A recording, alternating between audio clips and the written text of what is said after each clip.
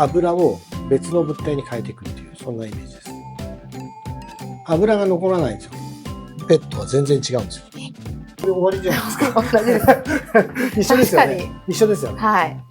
時短ですね。どれだけ時短で作業ができるかとか、スキルアップのために何が必要なのかっていうことを今日のちょっとだけなんですけど、スキルアップできそうっていう気持ちが持てました。